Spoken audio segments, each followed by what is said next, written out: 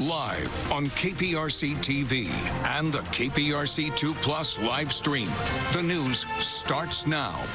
More than 1 million customers still without power in the Houston metro area after Hurricane Beryl. Thank you for joining us. I'm Lisa Hernandez. And I'm Candace Burns. We are pushing CenterPoint for answers on their efforts to restore everybody's power. Only on 2, KPRC2's Gage Goulding is sitting down with the Executive Vice President of Regulatory Services and Government Affairs at CenterPoint. Gage? Yeah, hey guys, good afternoon. I'm joined by Jason Ryan here, Executive Vice President here at CenterPoint Energy. Thank you so much. I know you're incredibly busy, you and your entire team. And on behalf of Houston, we thank you for all the hard work the men and women here at CenterPoint are doing. First and foremost, how are you and your team? Is everybody okay and safe? We are, and I want to start out by thanking our customers for their patience. We're about 48 hours since the hurricane left the greater Houston area, and our team has performed well. We've had no serious injuries or fatalities. I'm very proud of that, especially with the more than 10,000 additional resources that we brought in from other utilities. They're not used to being in Houston. They're working in dangerous conditions, and so the men and women in the field are safe, and super proud of that. And that's a staggering number, so let's start there. I think there was a crew as far away from Wheeling, West Virginia, Sure. that whenever I was out, and I worked in Wheeling, West Virginia many moons ago, and I was just so shocked that they were here so quickly. And I believe the number was 12,000 people out working to restore power. Have you ever had an activation of that size before, or is this kind of historic proportions, if you will? So we've never had this many customers out from a storm before. 2.26 million customers out at the height of the storm. So as a result of that unprecedented outage number, we needed to have an unprecedented response. So we brought those crews in as soon as it was safe to bring them into Houston and got them to work. There are more than 11,000 people working on the system today. 11,000 today. Yes. So let's talk about that. That was an incredible goal of 1 million people restored by the end of today. Are you confident that, are we going to reach that? Yes, we're on track to reach that. We restored 918,000 customers as of 1 o'clock today. So we're on track to hit that 1 million customer mark. Our crews are working 16-hour days. And we're going to work nonstop around the clock until we get all of our customers back on, but we are confident in hitting our goal for today. So one of the we put an article up earlier asking our KPRC2 insiders to give us some questions that they want to ask you if they could be in the hot seat with you right now. One of the questions was and we saw some crews just in a parking lot. There's crews down the street from me. They're in a parking lot. They're not working. What are they doing? Is that a shift waiting to go on? What are these? How does that all work? It could be a number of things. It could be them documenting the work that they've done so far. It could be them getting additional directions for the work that they need to do. So some of these crews, they get on site based on the assessment that they've done, that we've done. They may need additional information before they can get started working. Again, 10,000 plus of these personnel are not CenterPoint Energy employees. They need to understand the standards to which we have to build our system. They need to understand how high the clearances for the lines need to be to comply with local ordinances. So they may be getting that additional information before they start their work, or they may be recording the work that's been done to date so that we can get those outage numbers constantly updated. So there are a number of reasons why they may be idle for a minute. They may also be on break. We know our customers are hot. The men and women doing this work are hot, so they are taking breaks. They are rehydrating. So that may be another reason why you see the crews not actively working, but they are out there working. What are some of the biggest problems that you're dealing with right now? Is it, like what we saw during the May storm with transmission lines down? Is it vegetation? What are some of the biggest obstacles out there? Yeah. So unlike that storm, unlike Harvey before it, this is not a storm that caused material problems on our transmission system. The transmission system are the big poles and wires that move power across the state. We didn't have material damage to the transmission system.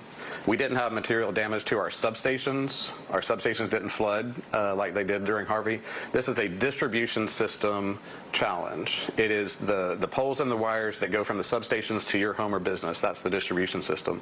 And it's largely debris on that distribution system. It could be entire trees that have fallen over. It could be limbs that have fallen over. You know, we've gone through significant freezes, significant drought, significant rain, unprecedented extreme weather conditions on our large trees here in Houston.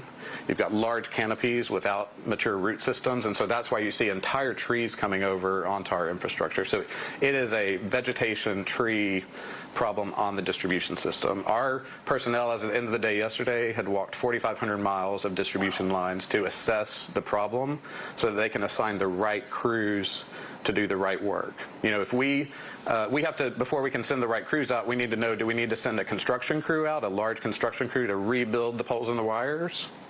Do we need to send a vegetation crew out to remove trees? Or do we need to send a smaller crew out to rework smaller parts of the distribution system? You know, knowing which crews to send out is the reason why we do that assessment work in the first 48 hours. And we talked about I brought it up, the derecho back in May. That put quite a strain. Actually, believe it or not, June 7th is when we did that interview. Fast forward a month to the day is whenever Beryl was about to make landfall. So just very ironic. And, you know, we talked back then about how during Ike, CenterPoint had 12 days to get, you know, ready to brace for it. And derecho, you had no time. 15 minutes, yeah. How much time did you realize that? Okay, this is gonna impact us and our customers. Yeah. So we started watching this storm 9 days out. And as everybody knows, at that time, it wasn't looking like it was coming to Texas.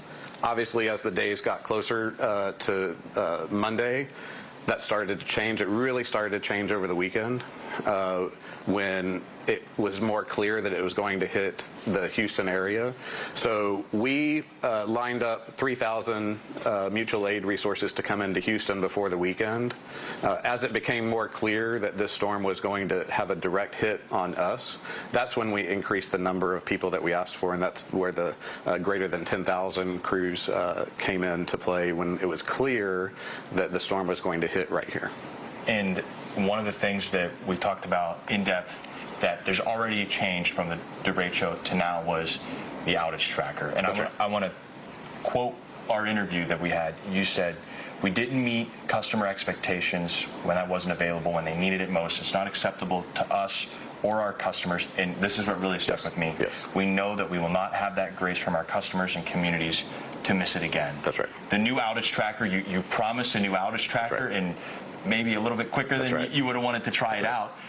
Are you happy with the new outage tracker, and is this the solution to make sure people are informed? So the outage tracker map that we put up last night is still a temporary fix that shows kind of in groups where you are in our restoration process. We will update that map 3 times a day at noon, 12 noon, at 4 p.m., 8 p.m. We will update it 3 times a day. Starting tomorrow, we will have estimated restoration times that's more granular than what you see there today. That is still a temporary fix. We are starting completely from scratch with a new outage map that we unfortunately were aiming for the end of this month in advance of the typical hurricane peak of hurricane season, right, August, September. But we are bringing a completely new outage tracker map that will be able to withstand the significant traffic that we saw during the derecho. It was that significant traffic on the map that brought that site down. We knew if we put that same site back up, it would not meet customer expectations this go around either. So that's why we came up with the outage map that we put out yesterday. We will continue to refine the information on that map and provide estimated restoration times starting tomorrow. Another thing we talked about back in June, and it seems like such a long time ago, but in the world of business, it really isn't. We talked about the supplies, because our concern back then was how did that derecho affect hurricane season when you have all your stock built up? And I remember you telling me that you said, I can't lie to you, we're trying to get everything put back together. Were you able to replenish your stock in time, or are you facing any supply chain issues, or we need more poles and we can't get them type of a deal? Yeah, we don't have any material challenges with our supply right now. We did replenish that over the course of the last month plus since the derecho. So we are not having supply issues causing delays in restoration. If I have no power. I see my neighbors still have it. I think there's a lot of people. The number one question I get is, when is, 77098 coming on? When it's like a zip code or something like that. Right. What can you tell people that are, and I get it, I don't have power either at home right now. It was a very uncomfortable sleep last night. Yeah, so you don't have power either? That's right. So even one of the top dogs doesn't have power. So you're with us, and I'm sure you're wondering, when is that beautiful white truck going to come pulling down and fix my stuff? What could you offer to the CenterPoint customers and people of Houston to just help us get through this? What we dig for any information, what would you offer them? Yep. So we know that customers want to understand the process. So yesterday we put out a visual of the process. It's a 5-step process, right? It starts with our preparation. Post-storm, it starts with assessment. That's step 2 of the process. Many of our customers are still in step 2, but a number of our customers have gone on to step 3, which is restoration at the circuit level. Think of circuits being the main highways of the distribution system that bring on entire areas of town. Right? And so we start working on circuits first, and with the theory of bring on the most people the quickest, and you'll get to the onesie-twosies later, right? We know that's still frustrating for those 1 or 2 people that are out in that neighborhood, but our priority is to get the most people on the soonest. So as soon as we finish those circuit level outages, that's where you might see certain neighborhoods on, but other neighborhoods not on. Again, we work down the priority list. So step 3 are those circuit level outages. Step 4 starts getting into the neighborhood specific outage. And then step 5 is the premise specific outage. During Hurricane Ike, for example, I was the last house in the neighborhood to get on because the line to my house was on the ground. Nobody else had the line on the ground, and so I was one of the last ones because that's the process that we use. And everybody wants to have the priority status. Right. Even you don't have the priority status. Is there a priority leveling? Is there certain neighborhoods get power first because of status or anything like that, or is it based off of where the hospitals are? Right. So we do give priority to a number of public safety related premises. So think water treatment facilities, 911 centers, right? So we do prioritize getting those facilities back up. While at the same time we're working on the circuit level outages for the homes and businesses. So we do prioritize those public safety necessary premises to get back up before you get into boil water notices unnecessarily, things like that, right? So we don't want the problems to get bigger just because you might be the onesie-twosie, but you're an incredibly important public safety premise, so we do prioritize those. We are working through those priority lists as we speak. And we only have a couple minutes left. I want to get across 2 more things here. The last time we talked in June, you said Ike cost about $700 million, and the derecho in May was around, roughly at the time, I'm sure it's changed a little bit, but about $100 million. Is there any forecast on what this has already cost or what it will cost? Not yet, right? We're still in the first 48 hours of the event, but we have brought in many more crews than we brought in for the derecho. So this will be, a multitude, or twice as much probably as the derecho event, but we're still working on that. And we talked about this in depth in June, and we reported on it, and I think this is a really interesting thing, the resiliency plan. That's right. And a huge, monumental investment by CenterPoint to make the grid stronger. And a lot of the questions that people had was actually answered by that is, why aren't they investing in, and they as CenterPoint, investing in making the grid and everything stronger? That's actually in the process of happening. Can you explain how and what the resilience plan is and how that's going to help? If we, knock on wood, hopefully we don't get hit with one of these again, but if it happens, how it'll help prevent having these monumental numbers? Yeah, so our resilience plan that we filed with the state back in March has 28 different programs associated with it. Some of them are on hard infrastructure, like distribution lines, where we're replacing wooden poles with harder composite poles. Some of them are cybersecurity related, some of them are physical security related. But let me stick with the pole example. And we've seen during the derecho, we've seen during this storm, where we've already started putting those those composite poles up. In these severe weather events, those composite poles remain standing, and right next to them, wooden poles that we haven't yet replaced are on the ground snapped in half.